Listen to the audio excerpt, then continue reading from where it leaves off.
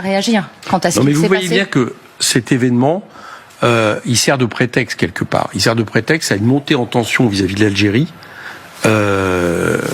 dont on ferait bien de se méfier. Moi, je pense qu'il y a des erreurs diplomatiques qui ont été commises par Emmanuel Macron, pas que sur l'Algérie, mais sur la plupart des pays anciennement colonisés. Il vient d'en faire une très grosse sur l'Afrique de l'Ouest, Sénégal, Tchad et autres, avec les phrases qu'il a sorties, on comprend même pas très bien pourquoi la semaine dernière, en disant qu'ils auraient pu dire au moins merci et que c'est la France qui décidait de partir, que c'est pas vrai. À l'occasion de son discours face aux ambassadeurs. Qui, le moins qu'on puisse dire, va pas améliorer nos rapports avec ces pays et qui avaient un parfum néocolonialiste assez désagréable.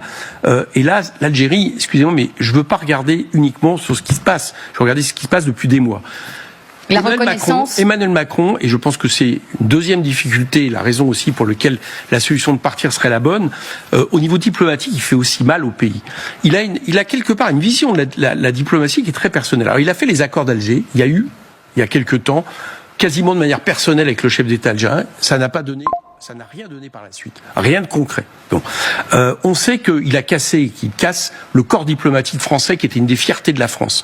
Et je pense que la manière dont il utilise la démocratie avec ses à-coups, alors par exemple cet été, c'était le Sahara occidental, où tout d'un coup la France décidait de dire des choses qu'elle n'avait pas à dire. C'était pas à elle de dire que le Sahara occidental était marocain, voilà, qu'elle appuyait, qui nous a mis dans des difficultés extrêmes, y compris vis-à-vis de l'ONU, etc. Donc il y a des rapports compliqués avec l'Algérie qui se nouent. Est-ce qu'on doit continuer à attendre ? Moi je dis non.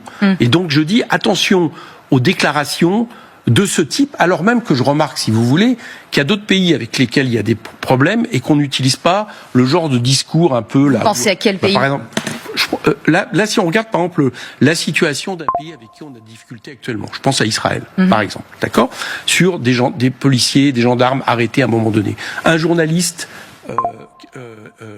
français qui a été arrêté il y a quelques jours par les Israéliens en Syrie, dans un pays étranger.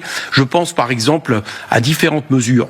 Le moins qu'on puisse dire, c'est que nos réactions sont quand même plus, alors que les choses sont, y compris de la part d'Israël par rapport au droit international problématique, sont beaucoup plus modérées. 2 poids, 2 mesures, vous dites. Ah bah clairement, les Algériens, à mon avis, ils doivent penser qu'il y a 2 poids, 2 mesures aujourd'hui. Donc je dis pas qu'il faut, comprenez-moi, je ne dis pas qu'il faut rien dire, mais agiter des choses qui laisserait par exemple supposer que les accords de 68 pourraient être remis en question, qui seraient soi-disant des accords très avantageux pour l'Algérie, ce qui n'est pas le cas, ce qui n'est plus le cas. J'ai peut-être pas le temps de vous expliquer, mais je peux le regarder dans le détail, si vous voulez, parce que il y a eu des accords depuis bilatéraux avec la Tunisie et le Maroc, et que ces accords qui étaient faits pour permettre qu'il y ait une immigration qui vienne dans nos usines à l'époque, il y a plein de choses qui ont été remises en question, donc c'est plus si avantageux que ça. Donc laissez penser que finalement, on aurait toujours un rapport de dominant à dominer par rapport à l'Algérie, à leur donner des leçons et à faire en sorte qu'on ne puisse pas avoir un discours diplomatique, j'allais dire, comme digne de ce nom.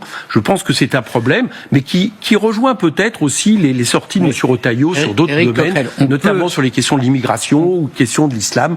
Je pense que tout ça fait un tout. On peut entendre vos critiques sur la diplomatie française, car les faux pas n'ont pas manqué, mais vous ne pouvez